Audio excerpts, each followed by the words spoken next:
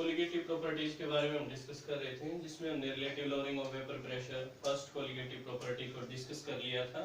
आगे हम डिस्कस कर रहे हैं second colligative property, that is elevation in boiling point. Elevation in boiling point. Boiling point elevation in boiling point में हम नोट करेंगे कि जो प्योर सॉल्वेंट होगा उसका जो बॉइलिंग पॉइंट होगा वो हमेशा कम होगा एज कंपेयर टू सॉल्यूशन। अगर हम नोट करें, ये सॉल्यूशन हम ले रहे हैं, ये सॉल्यूशन के पार्टिकल हैं सॉल्यूशन, और ये हम लेते हैं सॉल्वेंट के पार्टिकल, सॉल्वेंट जो कि प्योर है। अगर हम पार्टिकल नेचर की बात करें तो सॉल्यूशन में हम देखेंगे सॉल्यूट के पार्टिकल भी इंटरमिक्स हैं, इसलिए उनके बीच जो फोर्स ऑफ अट्रैक्शन है वो ज़्यादा होगा।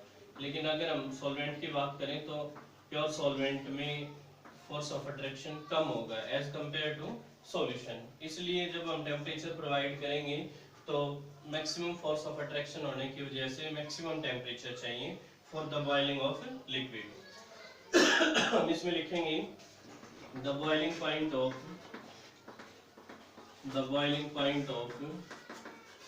solution is always greater than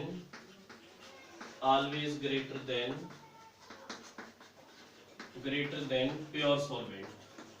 pure solvent means जो pure solvent है उससे ज्यादा बॉइलिंग पॉइंट होगा सॉल्यूशन का, क्योंकि हमें पता है हम जितनी ज्यादा अमाउंट सॉल्यूट के ऐड करते जाएंगे सॉल्यूशन उतना ज्यादा कंसंट्रेटेड होता चला जाएगा और बॉइलिंग पॉइंट भी उतना ही ज्यादा होता चला जाएगा। मैथमेटिकली हम इसको नोट करेंगे, delta TB is equal to TB minus T naught B. यहाँ पे जो डेल्टा टीबी है this is elevation in boiling point, और टीबी हम नोट करेंगे बॉइलिंग पॉइंट ऑफ सॉल्यूशन, और टी नोट भी है boiling point of pure solvent. हम इसमें नोट करेंगे कि जो एलिवेशन इन बॉइलिंग पॉइंट है उसको नोट करेंगे कि ये जो सॉल्यूशन का बॉइलिंग पॉइंट है इसमें से हम माइनस कर देंगे जो बॉइलिंग पॉइंट ऑफ सॉल्वेंट है। इसमें हम नोट करेंगे कि डेल्टा टीबी है वो डायरेक्टली प्रोपोर्शनल है मोलरिटी की। सिंप्लीफाई करेंगे, delta TB is equal to KB into m, where KB is elevation constant and m is the molarity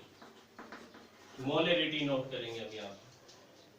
delta TB is equal to KB into given mass upon molar mass into 1000 upon V, जो कि molarity हम note कर सकते हैं, क्योंकि जो molarity है वो हम नोट करते हैं given mass upon molar mass into 1000 upon V, ये हम नोट करते हैं। इस तरीके से हम एलिवेशन इन बॉइलिंग पॉइंट को डिटरमाइन कर सकते हैं। अगर हमें मॉलिक्यूलर मास निकालना हो तो हम किस तरीके से डिटरमाइन करेंगे मॉलिक्यूलर मास? इसके लिए हम नोट करेंगे डेल्टा टीबी है, इसकी जगह हम m1 रखेंगे और kb इंटू गिवन मास और डेल्टा टीबी की वैल्यू रखेंगे इंटू 1000 अपॉन वी। इस तरीके से हम जो मॉलिक्यूलर मास है उसको डिटरमाइन कर सकते हैं। मॉलिक्यूलर मास ये कोलिगेटिव प्रॉपर्टी है, it is colligative property because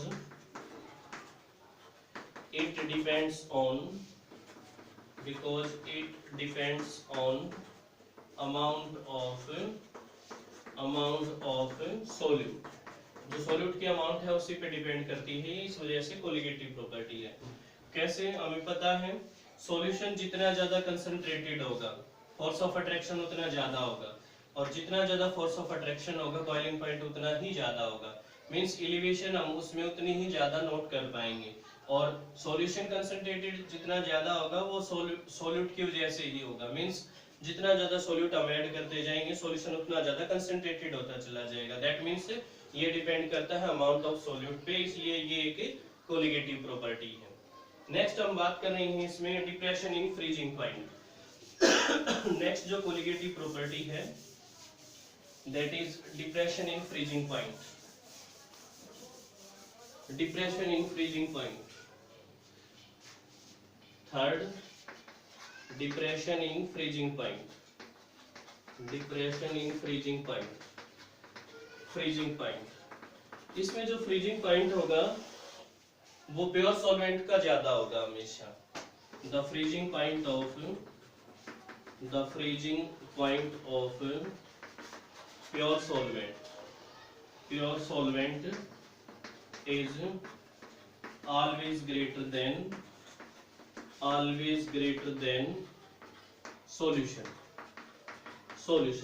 solution से हमेशा ज्यादा होगा। कैसे?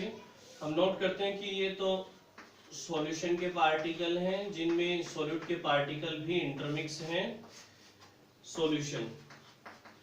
सॉल्यूशन जिसमें हम नोट करते हैं सॉल्यूट के पार्टिकल हैं और सॉल्वेंट के हैं। इस वजह से फोर्स ऑफ अट्रैक्शन इनमें ज्यादा है, और जितना ज्यादा फोर्स ऑफ अट्रैक्शन होगा ये जल्दी से जल्दी फ्रीज हो जाएंगे। But in case of solvent अगर हम बात करें तो प्योर सॉल्वेंट अगर हम बात करें तो इनमें फोर्स ऑफ अट्रैक्शन कम है, और जितना कम फोर्स ऑफ अट्रैक्शन होगा फ्रीजिंग पॉइंट उतना ही ज्यादा होगा। इसमें मैथमेटिकली नोट करेंगे delta T F is equal to T naught F minus T F, where T naught delta T F is equal to depression in freezing point,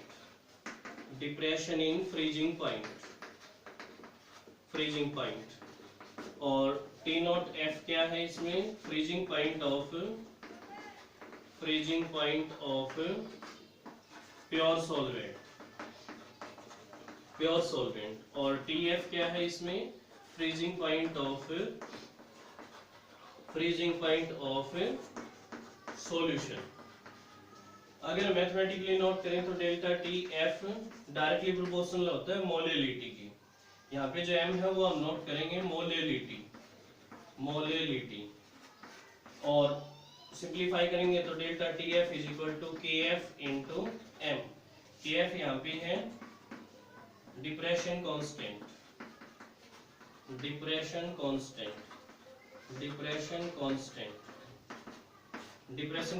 हम note करेंगे इसको। So delta TF is equal to KF into given mass upon molar mass into 1000 upon mass of a solvent। ये mass of solvent note करेंगे हम लोग।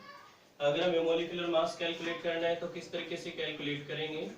Molecular mass हम note करेंगे इसमें M1 is equal to KF into given mass upon delta TF into 1000 upon M2। इस तरीके से हम मॉलिक्यूलर मास को डिटरमाइन करेंगे।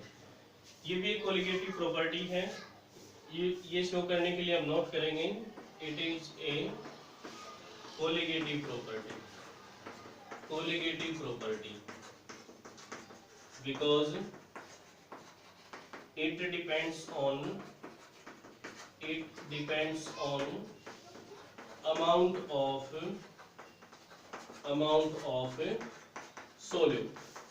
सॉल्यूट के अमाउंट पे डिपेंड करते हैं, क्योंकि जितनी ज्यादा अमाउंट होगी सॉल्यूट की जो फ्रीजिंग पॉइंट है उतना ही कम होता चला जाएगा।